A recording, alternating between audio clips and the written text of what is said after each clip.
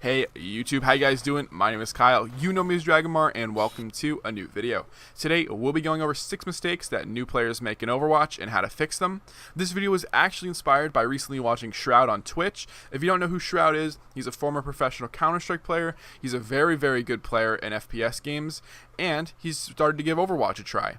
Now, one thing I realized when I was watching Shroud play is that he was making some pretty simple mistakes, and these are the mistakes you see a lot of new players make.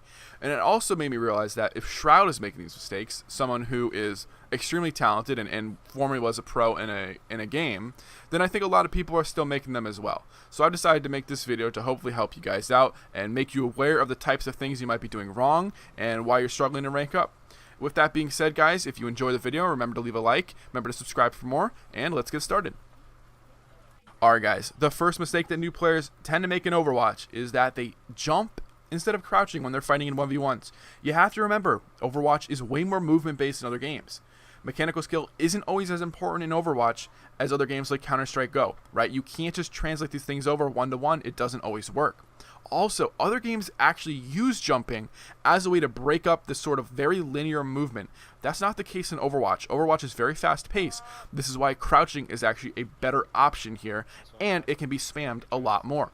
The biggest problem with jumping is that it locks you in to a set, very linear motion where you can easily be tracked and easily be hit by anyone who's any good at DPS. So, easiest way to fix this, guys, is to just crouch instead of jump, and congratulations, you're already better than like 40% of the player base. Now, mistake number 2 is all about misusing high ground or completely ignoring it. And this was one of the biggest things that I saw when I was watching Shroud play. And a lot of this comes from the different style of map design that Overwatch has, where there's a lot of verticality, and this is obviously because the characters in Overwatch have a lot of movement abilities. Now, coming from a game like CSGO, you don't see that. Everyone sort of is on a level playing field. You know, someone's head is only going to be so high in the air, you really don't need to look up too much. Completely different in Overwatch, right? And high ground is very important, especially because not every character can easily reach it in Overwatch. This means that you're much safer up there, and you get to choose when you want to fight someone. All you have to do is duck down a little bit, and if someone's below you, they won't be able to shoot you. So that's really it here. You need to use high ground if you're playing Overwatch. It's one of the biggest mistakes for new players, and a lot of the times it's because they don't know the maps. I understand that. But when you shoot down on people, guys, you can have all the cover you want. So just go take high ground. Next up, we have the third mistake, which is frontlining as a non-tank. So it's really important that everyone plays their role in Overwatch. Each character generally has a specific playstyle that most people can agree upon as being the correct. For example, people like Genji and Tracer, they're going to be poking, they're going to be diving and harassing the backline, while most likely a Widow is going to stay pretty far away from the enemy and, snipe from safety. Now, this means that someone like a McCree isn't going to just generally run in front of the main tank like a Reinhardt and start shooting the enemies, right? It just doesn't really make a lot of sense. So new players don't really understand these roles sometimes, and a lot of the times they do what we would call holding W, and they just go forward and try to find and shoot the enemy like it's a deathmatch game.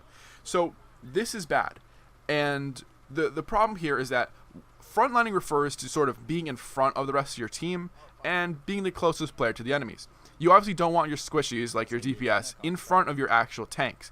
Even some tanks, like Zarya for example, can melt pretty fast if they don't have their cooldowns available or if they aren't paying attention. So it's really important that you know your role when you're playing Overwatch. If you're playing a DPS, if you're playing a support, unless you're playing someone like maybe Brig, you don't need to be up front. You should always be behind your tanks and playing to support your team, and not always looking to get in the front line just to get a few more hits in on the enemy. It's normally not worth it. One of the best things you can do as a DPS player is to sort of go and try to maybe find an alternate angle, but you should always be behind your tanks. You don't have to just stand behind the shield 24/7, but you should still be relatively behind them and able to retreat to safety pretty quickly. The fourth mistake that new players tend to make is trickling in and playing solo. Now, one of the big problems here is just the straight up lack of game knowledge. They haven't played the game enough, they don't understand their role enough to really figure out what they should be doing and what they should not be doing in particular. So you have to remember that Overwatch is a heavily team-based game, and a lot of new players are coming from games where they can get away with sort of playing solo. That's almost never the case in Overwatch. There are a few characters where you can, but a lot of the time, they're not playing those characters when they're doing this stuff. So a big problem here is you need to understand when a team fight is lost and when to get out. The problem is that you end up staggering deaths, resulting in a longer time until your team can come back. And remember, your team now needs to wait for your respawn and for you to get back to the fight. This can be like up to 25 seconds of your team just doing nothing, waiting for you. And remember, time is pretty important in Overwatch. You want to, get through certain points with a certain amount of time to leave you some leeway in order to complete the next objective. So it's really important that when you are playing Overwatch, that you are not playing solo and that you are playing as a team and you understand your role. If you don't understand your role and your position in a certain team comp, ask someone. And if you don't want to ask, go back to quick play and continue to try to learn and understand the game. Maybe go watch the videos, maybe go watch some pro games. It really doesn't matter. The point is that you should not be playing solo. You should not be running in one by one to go die. You should be grouping up as a team because Overwatch is a team game. Now, mistake number 5 is one of the ones that I think everyone can relate to. We've all done it at some point. We all probably still do it every now and then. The problem is that new players do it a lot more. This was something I saw Shroud do quite a lot, and it's about wasting ultimates. So there's a really, really big lack of knowledge about how ultimates should be used, what constitutes a good ultimate, what's a bad ultimate, and sort of when a trade of ultimates, for example, Graviton for a Transcendence from Zenyatta, is a good trade. And when I was watching Shroud, he got mad at that example I just gave. He uses Grav, Zenyatta, Transcendence, and he was like, oh, well, this sucks. But it really doesn't suck, because that is the trade you want to get. You want to force it out so that your team can have an easier chance to win. Now, of course, maybe you want to throw an anti-grenade in there to allow you to maybe get some kills, but regardless, it's an okay trade. So the big problem here is that a lot of people have an unrealistic expectation of their ultimates. They think that they're called ultimates, they should just wipe the enemy team every time. That's just not the case. Sometimes getting 1 or 2 kills is perfectly fine. Also, a lot of the problems with wasting ultimates comes down to communication. And newer players struggle a lot with communication. This was a huge problem when I was watching Shroud games. Almost 0 comms. And the problem here is that people do not communicate to their team, first of all, when a fight is lost, but also how they want to combo up. Do they want to use Grav plus Dragon? Do they want to nano boost the Genji for Blade? Like, these are the sort of things that you need to try to avoid and try to communicate more with your team so that your team understands when they want to use certain ultimates. Because a lot of people see the little Q button light up and they press it. Don't be one of those people, guys.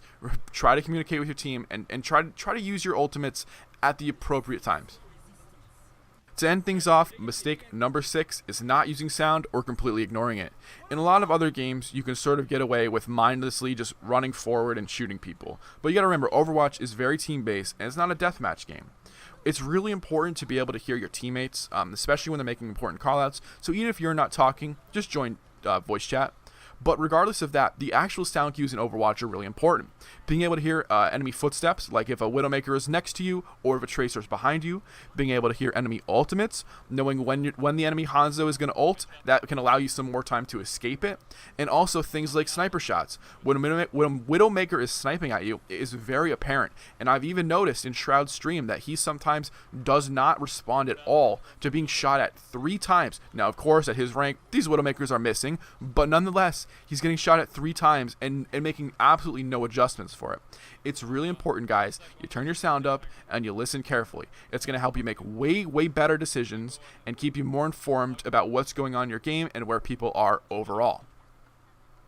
Thanks so much for watching, guys. I hope you enjoyed and I hope you learned something new. If you did, remember to leave a like on the video and remember to subscribe for more of this in the future.